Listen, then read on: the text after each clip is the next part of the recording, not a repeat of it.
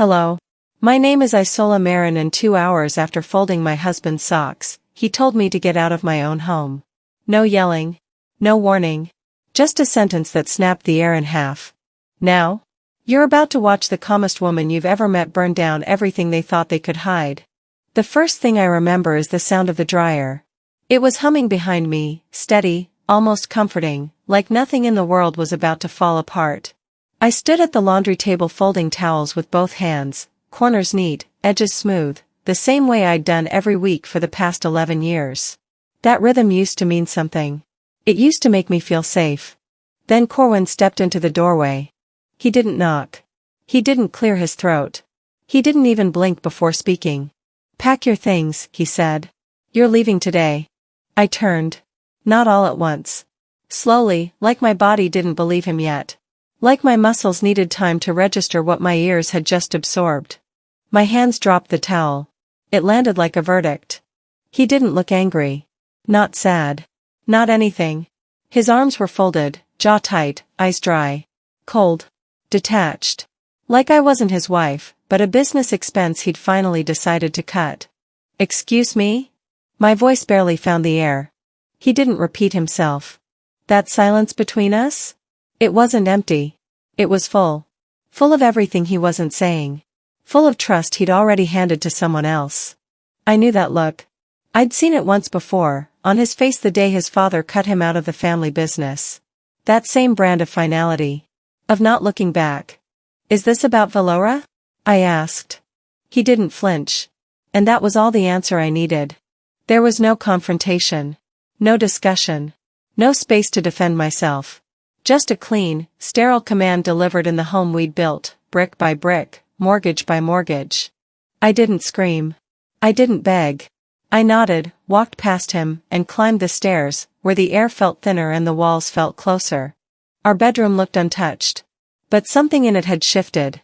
Something essential.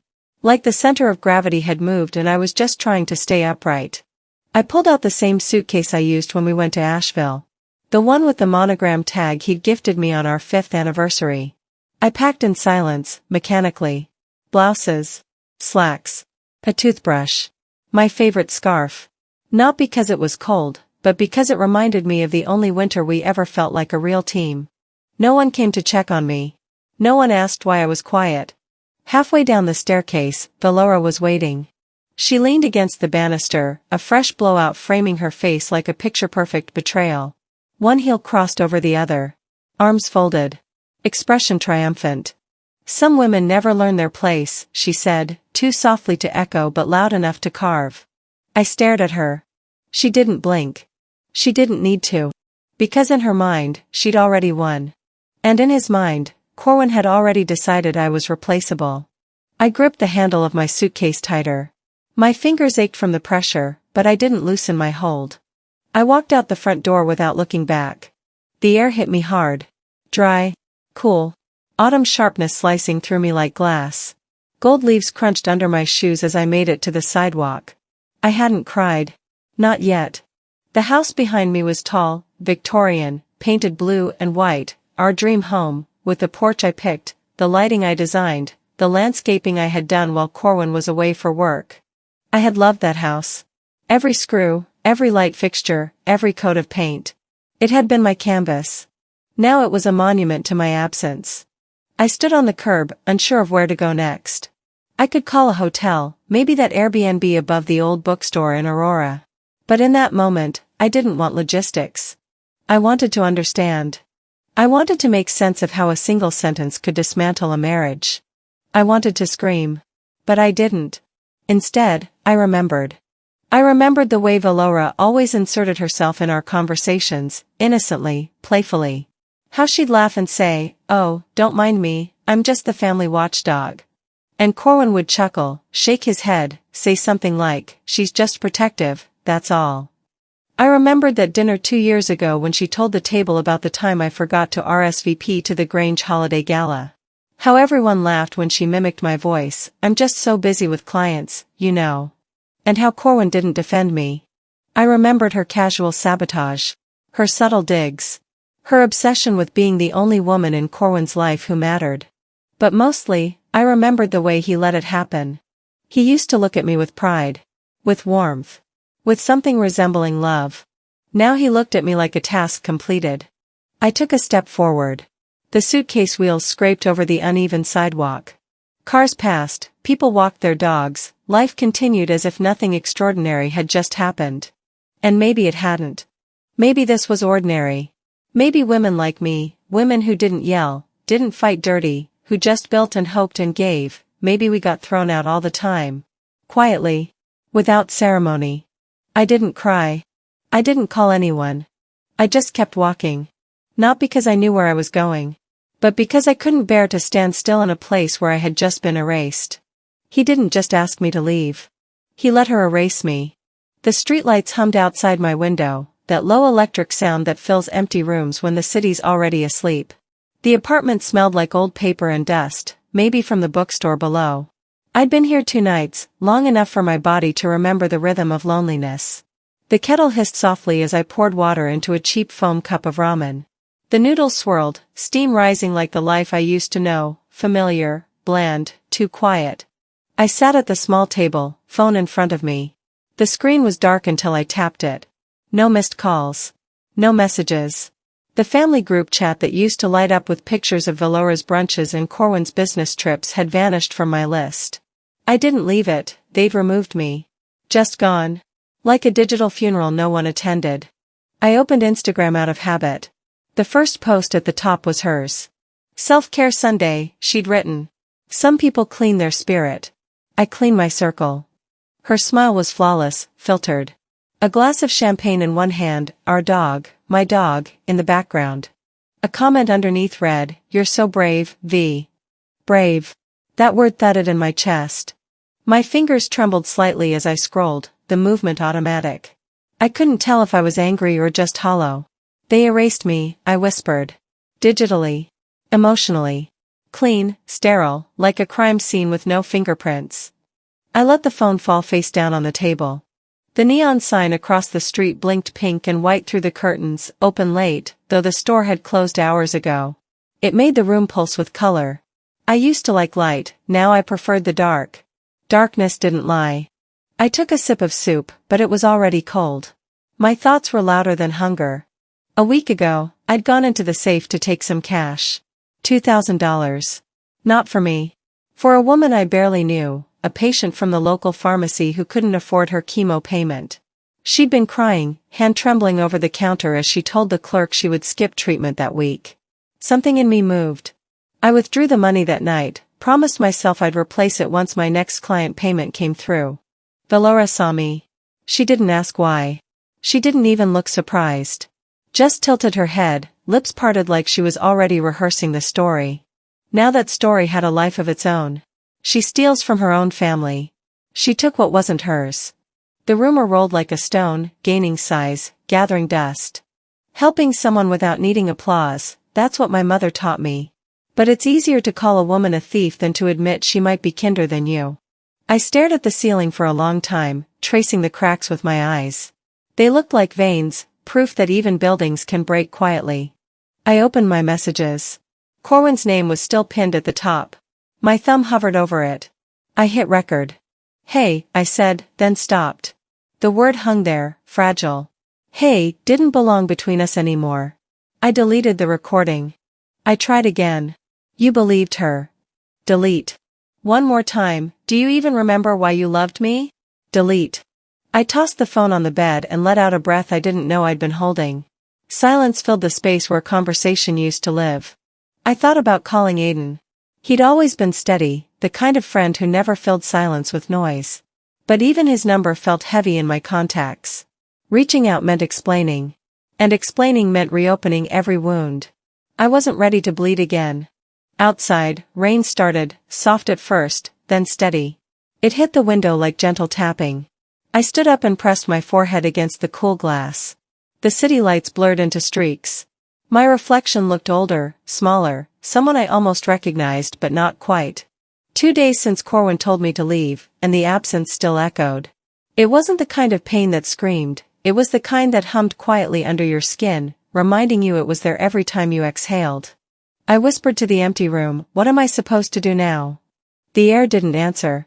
The phone buzzed once. My heart jumped, but it was just a spam email. Your account may be compromised.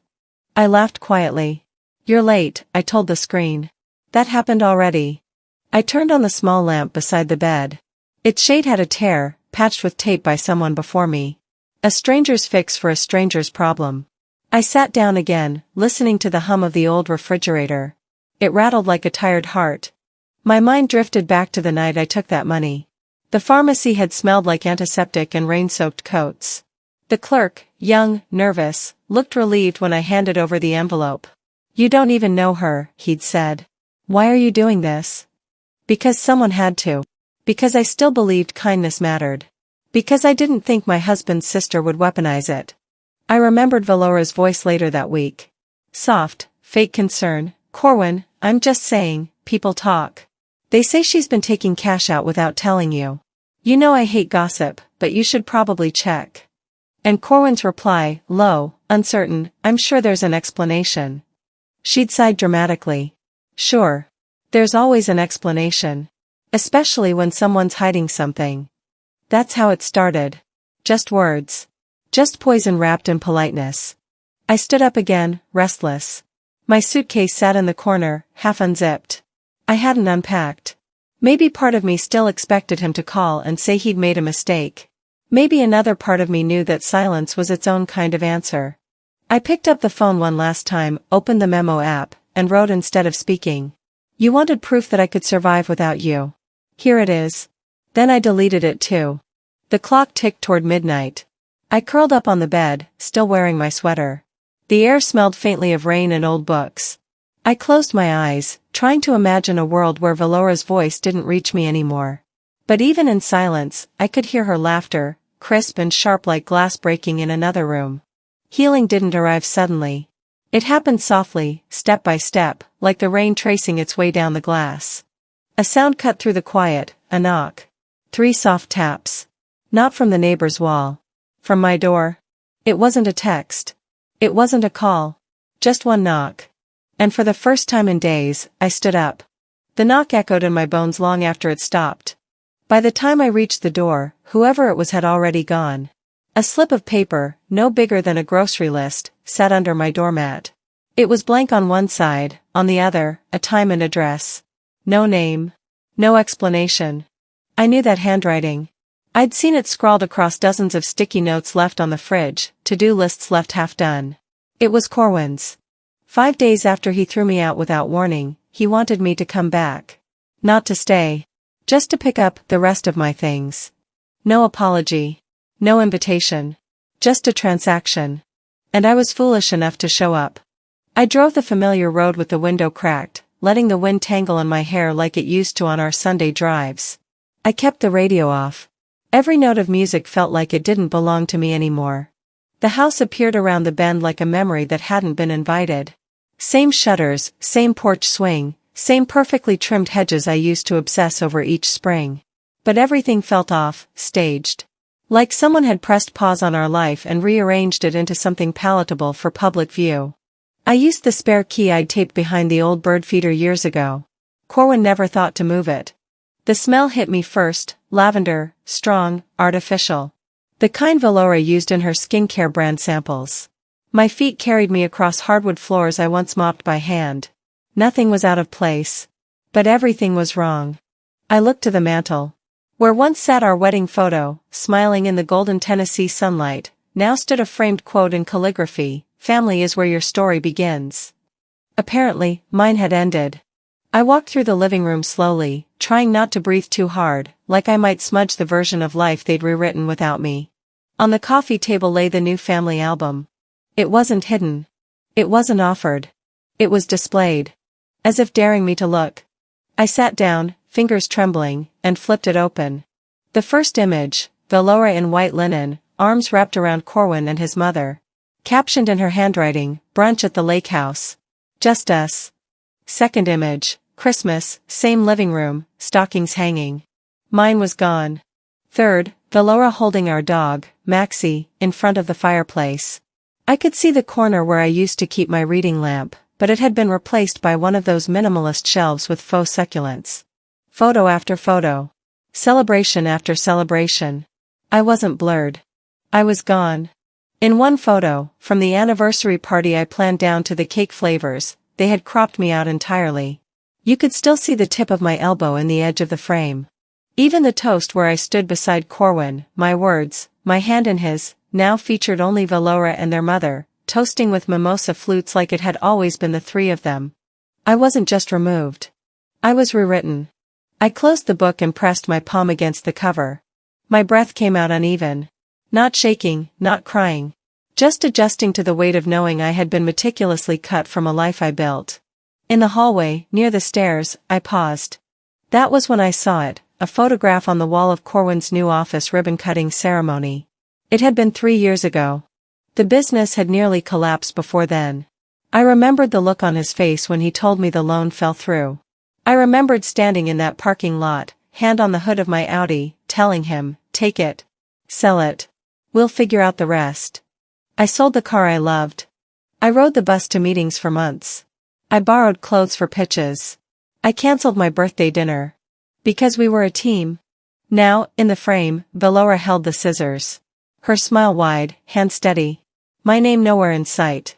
My sacrifice reduced to a snapshot of someone else's victory. I walked into what used to be the office. The desk had been moved. The bookshelf rearranged. My old files were gone. In their place, magazines with Valora on the cover of local business journals. A drawer stuck halfway. I pulled it harder. Beneath a stack of unread catalogs, I found a document envelope. The will. Not mine. His mother's. I unfolded it slowly, hands suddenly aware of their trembling. It was dated 3 weeks after my mother died. I remembered because I had driven down to Georgia alone to bury her. Corwin didn't come. Said he had important meetings. I scanned the names. Corwin Grange. Valora Grange. No mention of Isola Marin. Not in the property list.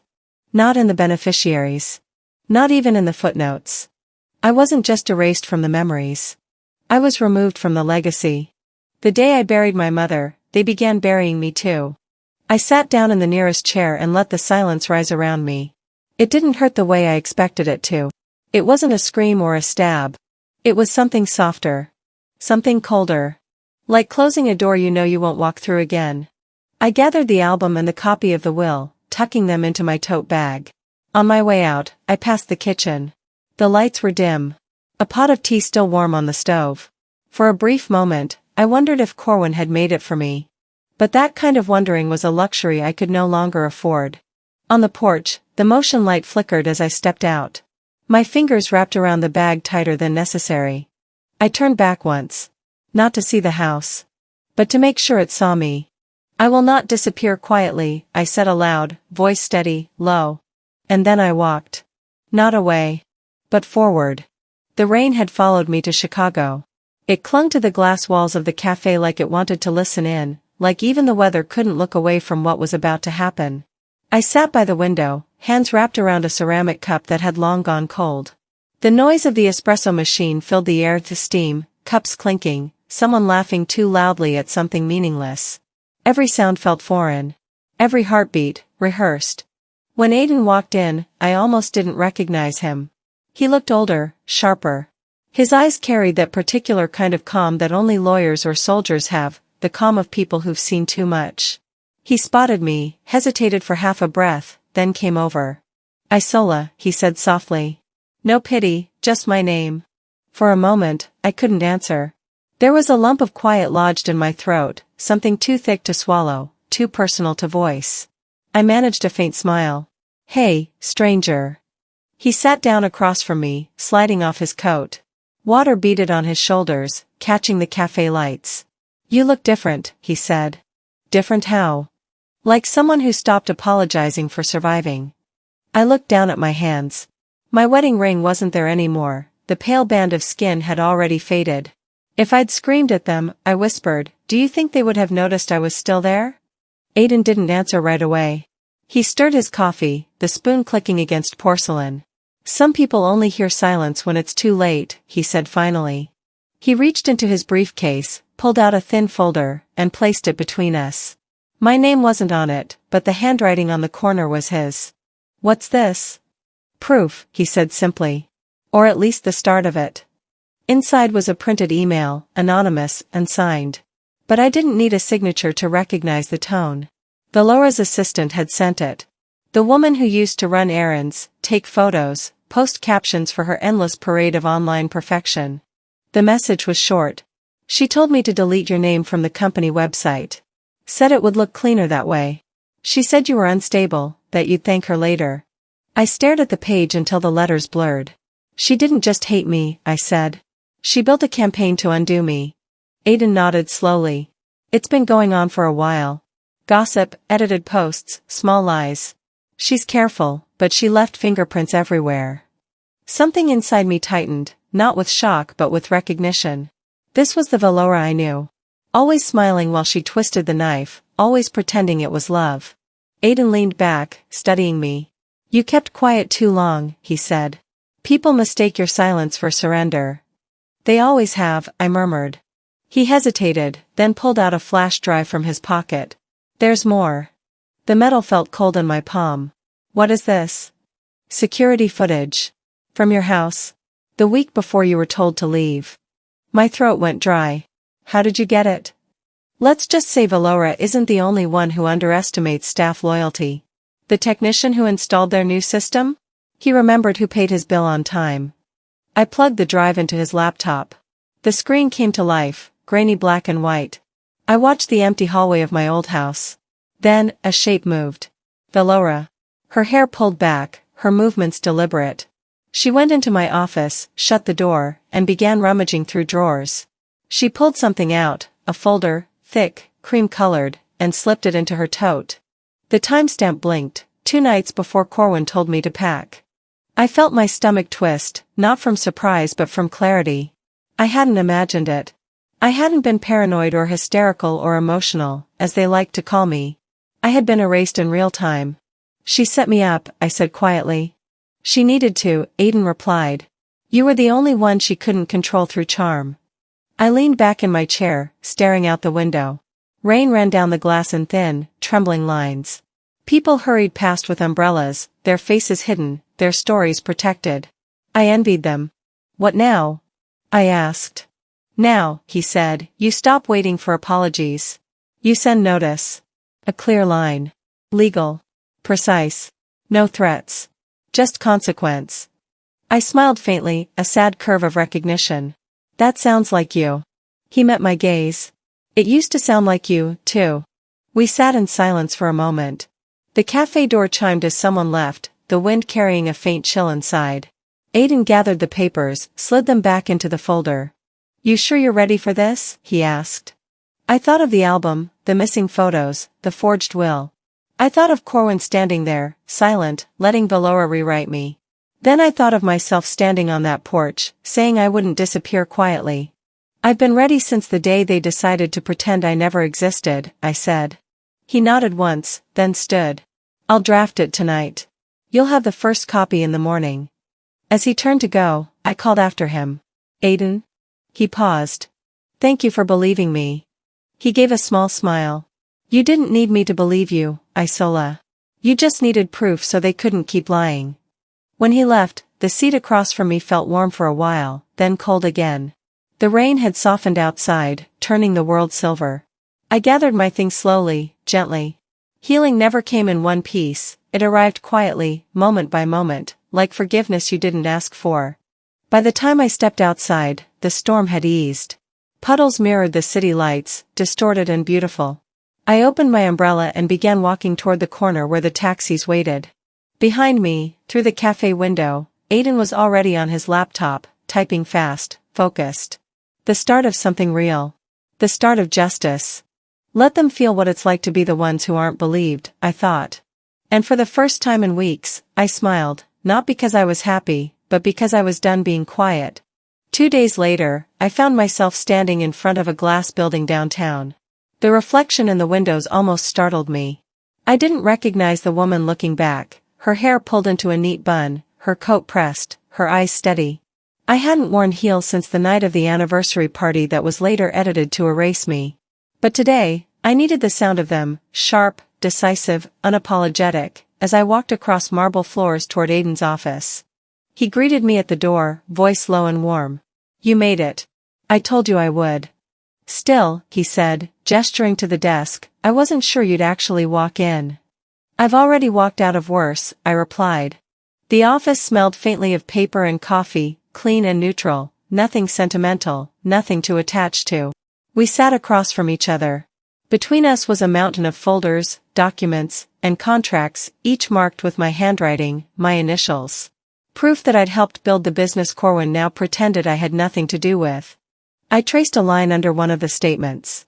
"Every dollar we earned went into expanding that company," I said. "I managed payroll, invoices, taxes. I wrote every check." Aiden nodded. "And every check had your name on it. That's what makes this strong. You didn't build the house, Isola, you built the foundation." "I didn't even ask for recognition," I whispered. "Just fairness." He watched me quietly. "You're asking for justice now. There's a difference." The air in the office changed when the courier arrived. A man in a dark suit stepped in, holding a pristine white envelope. Aiden thanked him, then slid it across the table toward me. "From Corwin's attorney," he said. "You'll want to read it." I opened it. The paper smelled expensive, heavy stock, embossed letterhead. The words were clinical, almost kind in tone, as if decency could be printed. "In return for a quiet, non-contested divorce," I read aloud, "the undersigned relinquishes all rights to shared assets, including property and business holdings, in exchange for an amicable resolution." Aiden leaned back, eyes narrowing. "They want silence," he said, "not peace." My hand shook slightly as I folded the paper. "They think if they buy me off, they can keep the narrative clean." "They don't know you anymore," he said. I looked out the window, the city moving below us like a restless tide.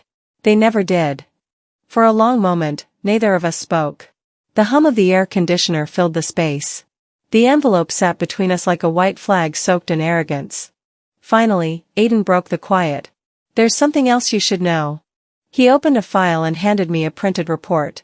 "One of my assistants received a visit from Belora 2 days ago. She tried to bribe him to delay the filings." I stared at him, stunned but not surprised. "She came here?" He nodded. "Offered cash. Said she wanted time to get her brother's head straight." He recorded the conversation. "You'll want to hear this." He hit play. Belora's voice filled the room, sweet, practiced, every syllable coated in false concern. "Look, I'm sure she's upset," she was saying, "but we're family. I don't want to see this get ugly. If you could just slow things down, maybe lose a few forms?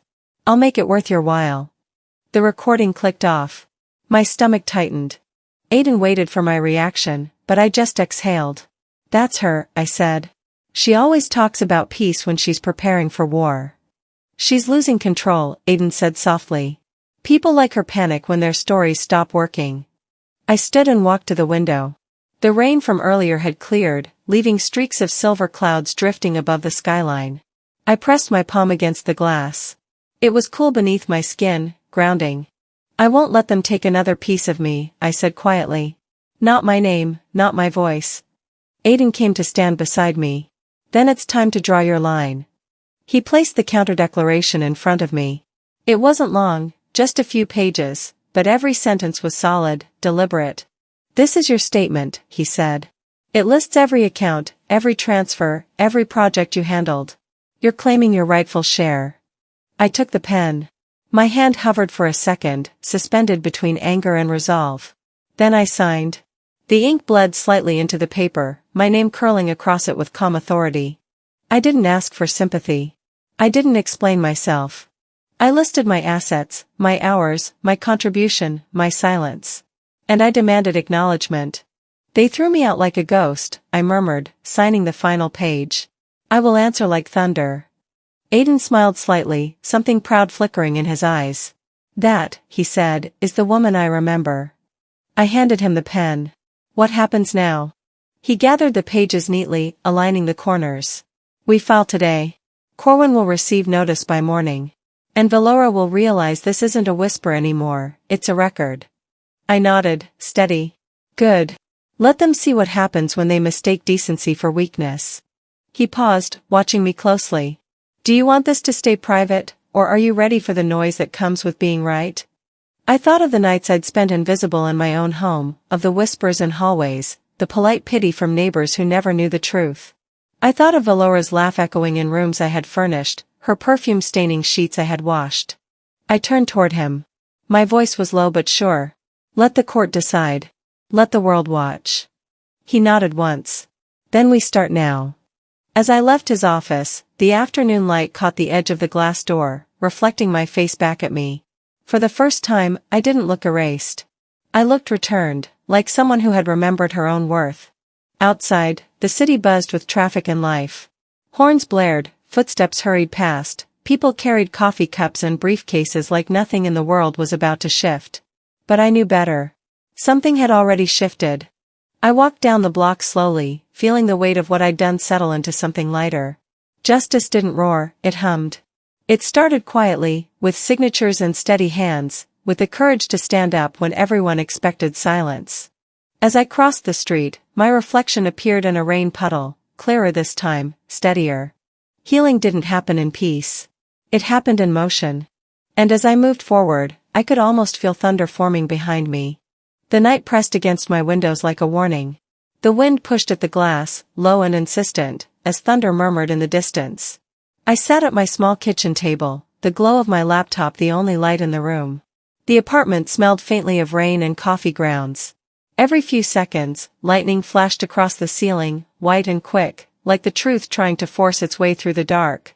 On the screen, numbers filled every line of the spreadsheet, dates, transactions, transfers. My hands trembled slightly as I scrolled.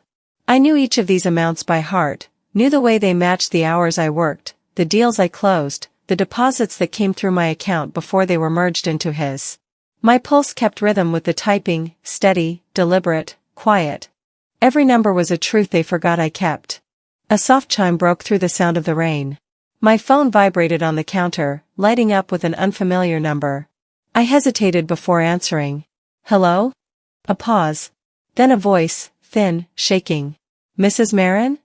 It took me a moment to recognize her. The housekeeper. The woman who had worked in our home for years, always polite, always careful to keep her opinions tucked away behind her apron. Yes, I said carefully. She started crying. I'm sorry. I didn't know who else to call. What happened? Her voice cracked. It was her. Mrs. Grange. She made me lie. She told me to put that envelope in your drawer, the one with the cash, and then she told your husband she found it. I swallowed hard. The money that disappeared from the office? Yes. She said it was proof you were taking from the company. I didn't want to. I swear.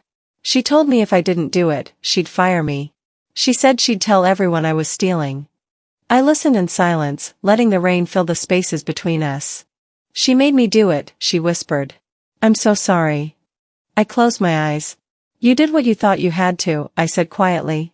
Now so will I. When I hung up, I sat still for a long time. My fingers rested lightly on the keyboard, but I wasn't typing. I just breathed, steady and slow, feeling anger settle into something sharper. The kind of calm that doesn't ask for revenge, it just demands balance. I was still staring at the screen when another sound cut through the quiet, a knock. 3 sharp raps. I froze. It was late. Too late for anyone to visit without warning.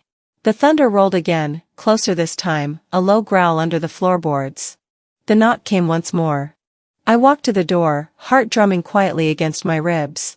When I opened it, rain spilled through the narrow gap, cold and heavy. Valora stood there, drenched, her mascara streaked, her breath uneven. She looked less like the woman who always smiled for the camera and more like someone cornered by her own reflection. You think this is over, she said, her voice trembling. You really think you can win this? I leaned against the frame, arms crossed. You shouldn't be here. She stepped inside without asking. Water dripped from her coat onto the floor. You're not the wife, she hissed. You never were. You're just a mistake that lasted too long. I let her words hang between us. The kind of words that once would have cut deep, drawn blood. But tonight, they sounded small. That mistake, I said slowly, paid for your father's funeral. That mistake paid off Corwin's debt. That mistake kept your name clean when you couldn't pay your own taxes. Her jaw clenched. You think you can shame me? No, I said softly. I think you've done that on your own. Lightning lit the room for a second, and in that flash I saw what she'd become, anger shaped like a person. The woman who had spent her life curating perfection was finally cracking under her own reflection. You don't know what you're getting into, she said. You'll regret this. I've already done the regretting, I replied. It's your turn now. She reached into her bag, pulled out a crumpled document, and threw it on the table. You think you can take what's his? You signed it over years ago. This says it all. I picked it up. My name was there, scrawled at the bottom in a familiar slant. But not my handwriting. Nice work, I said calmly. You even tried to copy my loop on the sim. Her voice rose. That's your signature. No, I said, setting it down, that's yours pretending to be mine. The thunder cracked outside, shaking the walls. I walked past her, opened the drawer by my desk, and pulled out a folder. From it, I slid a printed copy of the email Aiden had recovered. Then another document, the bank's verification form. And finally, the flash drive. Here's your signature, Valora. Or mine, if your ink is better. I set the forged paper beside them. Her eyes darted from one to the next, realization dawning like slow horror. What is this? She whispered. The footage, I said. The one with you in my office, stealing files. Timestamped. Backed up. Filed with my lawyer. She went pale. You're bluffing. I pressed play on my phone. The faint rustle of fabric, then her voice, clear, unmistakable. The housekeeper's confession filled the room. She made me lie. She made me put that envelope in your drawer. Valora staggered backward as if the sound itself had pushed her. You recorded her? She called me, I said. You should be careful how many people you choose to use. Sometimes they remember. For a moment, the only sound was the rain pounding harder against the windows. Then, quietly, I added, you came here to scare me. But you forgot something. She blinked, lips trembling. What? I don't scare easy anymore. Her face twisted. She opened her mouth, maybe to scream, maybe to beg, but nothing came out. Her pride wouldn't let her. I pointed to the door. Leave now, Valora, or I'll have Aiden file tonight. She looked like she might throw something, but instead she grabbed her purse and stumbled toward the exit. You'll destroy this family, she spat. No, I said softly. You already did. She slammed the door behind her. The sound echoed through the apartment, louder than thunder. I stood there, breathing in the charged air, the scent of rain and fear mingling around me. My reflection in the dark window looked calm, almost peaceful. The storm didn't start outside. It started when she slammed the door. By the time I reached the courthouse steps, the sky had turned the color of old pewter. Heavy, unsure, like it couldn't decide whether to rain or hold its breath. I understood the feeling. Every part of me had been holding something in since that night in the apartment, since Valora slammed the door and walked out without taking a single ounce of accountability with her. The building loomed above me, cold and precise, just like the system I was about to walk into. Not as a victim. Not as a woman asking for fairness. But as someone ready to be heard whether they wanted to listen or not. I clutched the folder against my chest like it was armor. Inside were copies of every document, every time-stamped image, every piece of truth they'd tried to twist into silence. It wasn't paper. It was my history, reclaimed and filed in black ink. Aiden was already waiting by the double-glass doors. No words. Just a look, a nod, the shared knowledge between two people who had seen too much and still chose to show up. You're ready, he said quietly. I've been ready, I replied. They just finally caught up.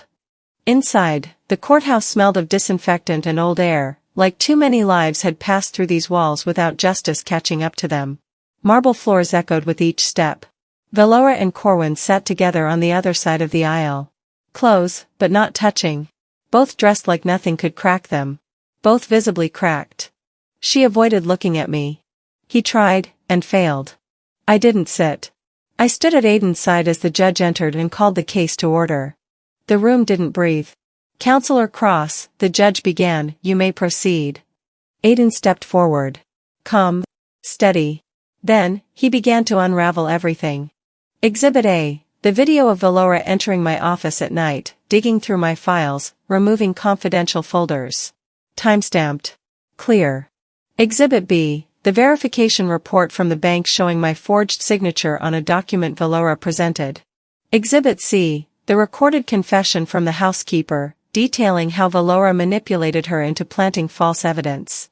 Each time Aiden laid something on the desk, I watched Valora shrink by inches. Her lawyer shuffled, whispered, adjusted his tie. Corwin didn't blink. He just stared at the floor as if looking down hard enough might make him disappear. The judge nodded, expression unreadable. Counsel for the respondent? Valora's attorney stood, flustered. We contest the timeline, Your Honor. These items, while dramatic, are circumstantial. My client was merely trying to protect the family from escalating tension. By forging legal documents, the judge asked, deadpan. There was no answer. The room held its breath again. Then, softly, Aiden reached into his file and played one last recording. Valora's voice. Her words. Clear as day. If you could just slow things down, maybe lose a few forms? I'll make it worth your while. The gallery murmured. Even the clerk's pen paused in midair. She thought noise was power, I thought, watching her eyes dart from face to face. But silence, armed with truth, tears louder than any scream. The judge called for a recess. Outside, reporters waited like vultures on the courthouse steps. I kept my head high, my folder pressed to my side like a compass. I didn't speak. I didn't need to. By the time we returned, the footage had leaked online. Someone in that room wanted the world to know. Maybe it was someone who had watched women like me get flattened in silence too many times. The video spread fast. Headlines filled with Valora's name, once attached to influencer deals, now dragged through the mud she laid herself in. The comments came like rain. This isn't influence. This is manipulation. She almost destroyed someone and smiled through it. Even her followers, those loyal, curated fans, began turning. One of them reposted an old video clip where Valora had said, I'm a builder. I lift people up. The caption beneath it read, except the ones she deletes. Inside, the hearing resumed. This time, Corwin was called to the stand. He looked older than I remembered. His suit was tailored, but it couldn't hide the slack in his shoulders. Do you understand the documents presented? The judge asked. Yes, Corwin replied. Do you acknowledge the signature on the forged agreement is not your wife's? He hesitated. Just long enough. Yes. Did you verify any of the claims your sister made before instructing your wife to leave the marital home? Another pause. Then, I just didn't want to believe it could be a lie. The judge narrowed his eyes. Yet you acted without question. Corwin opened his mouth, then closed it. I didn't flinch. I didn't blink. I didn't need to. The world was reacting for me now. The judge called for a final adjournment before ruling. I will issue my decision tomorrow, he said, firm. Court is dismissed. Valora bolted out of the room like something had bitten her. She didn't look at me. She didn't need to. She'd already seen what happens when lies run out of places to hide. Corwin lingered. He turned toward me, eyes bloodshot, lips twitching like he wanted to say something redemptive. Something human. But he said nothing.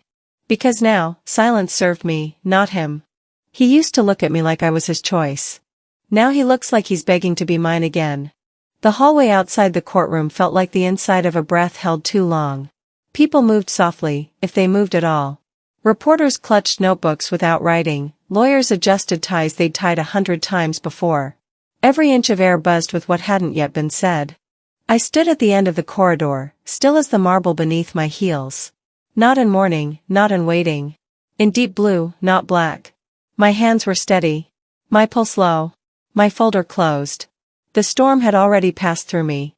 What remained was aftermath. Aiden walked beside me, his steps measured. He didn't speak. He knew this moment wasn't about what came next. It was about what would no longer be undone. When the courtroom doors opened, I entered without looking for anyone. Valora was already seated. Far from the bench, farther still from any self-assurance she once had. Her phone was off. Her hands clenched. Her mouth drawn tight like she'd swallowed every story she couldn't spin anymore. Corwin sat next to her. Not close. Not engaged.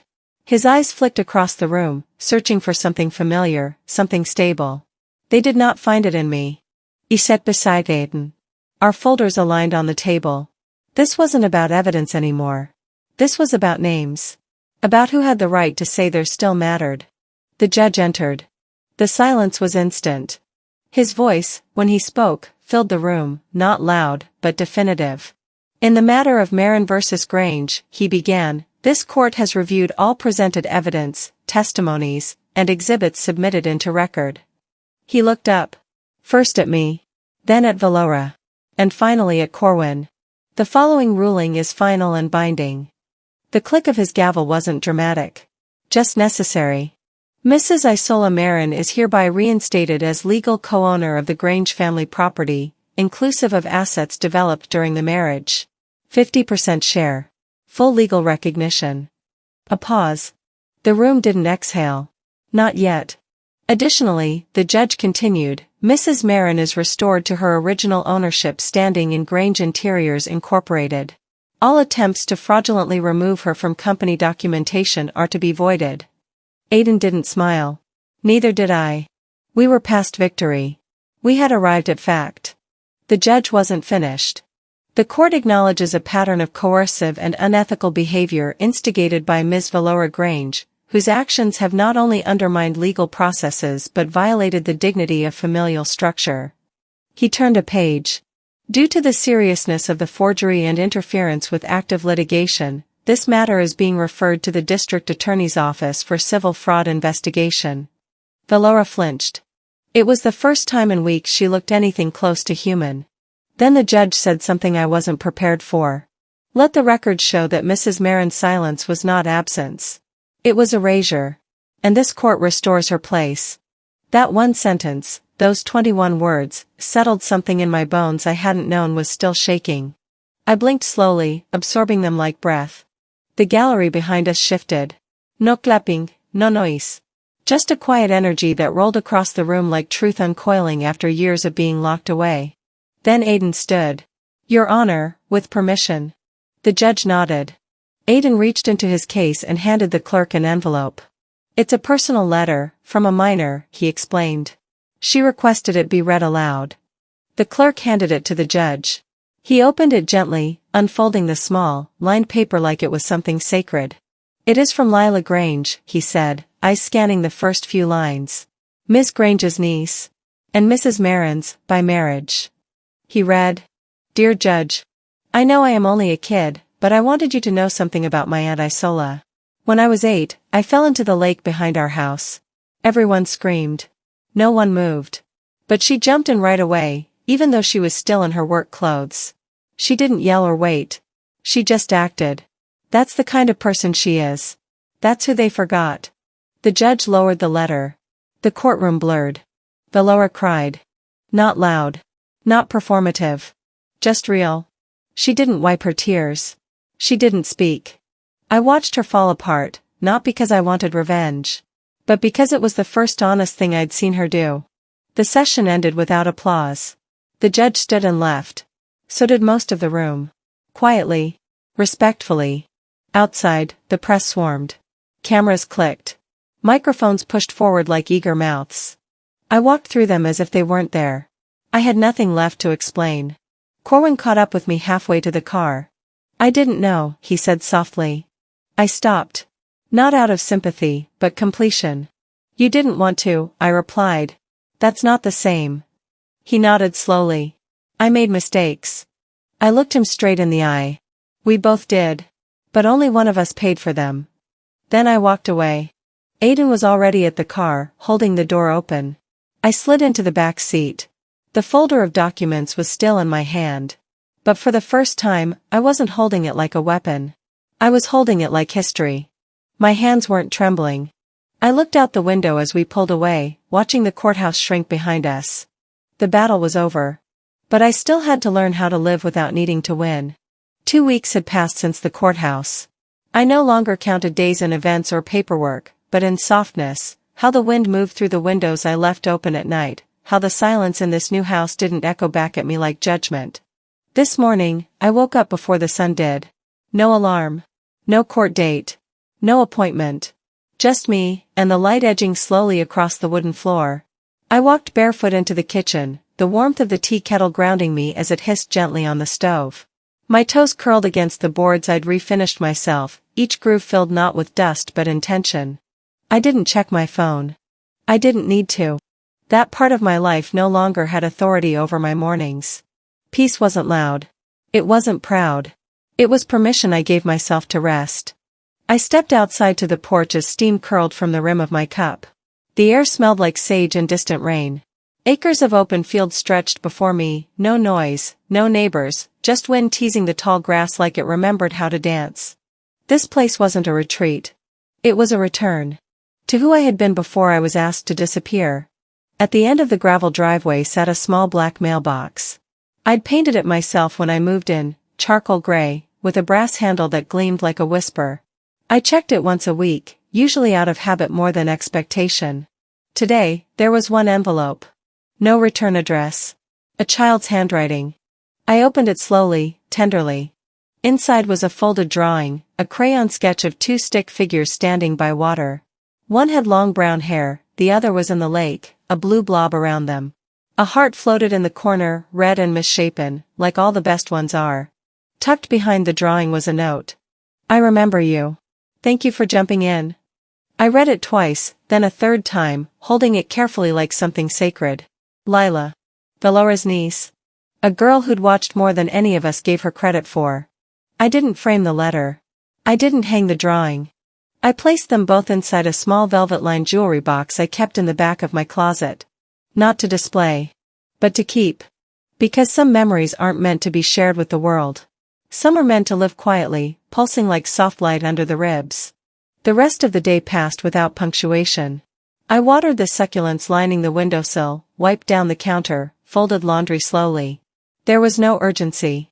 No voices rising in the background. No footsteps pacing behind closed doors. In the afternoon, I sat at the kitchen table, my fingers tracing the rim of my teacup. I thought about Corwin, about the way he used to promise we were unshakable. I remembered the night he told me, no matter what, you and I were solid. They can try to get between us, but they'll lose. And then I remembered Valora's voice, smug and silk-slick. Some women never learn their place. I laughed. Softly. Not with bitterness. But with a kind of clarity that only comes when you've run out of illusions to lose. They were right. I never learned my place. Because I built one. And it couldn't be taken. Not anymore. Later that day, I took a small stack of papers and tucked them under my arm.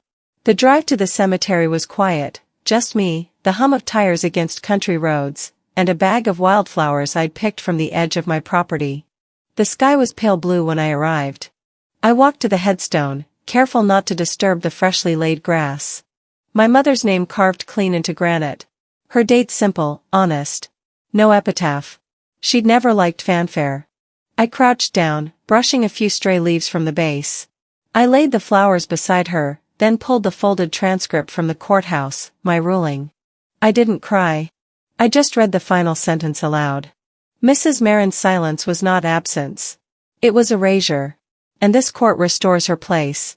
I placed it beneath the bouquet, anchoring it with a smooth stone from the path. Then I spoke. I didn't scream, Mama. I didn't destroy anything. I just outlasted. The wind answered in soft rustles through the trees. A quiet kind of applause. I stayed for a while longer, then stood. The drive home was uneventful. And maybe that's what healing looks like, uneventful days that don't feel like failure, just breath. As the sun began to dip, I lit a small candle on the porch. It flickered in the breeze but didn't go out. I opened my journal. Pages worn from weeks of writing truths I wasn't sure anyone would ever read. At the top of the next blank page, I wrote. Some stories end with applause. Mine ends with breath. Then I set the pen down. Closed the book. And let the night hold me gently.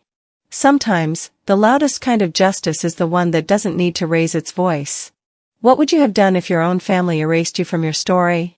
Would you fight fire with fire, or rebuild in silence? If this story moved you, share your thoughts below. I'd love to hear what closure means to you. And don't forget to subscribe, there's more where this came from. Real stories. Real pain. And women who rise anyway.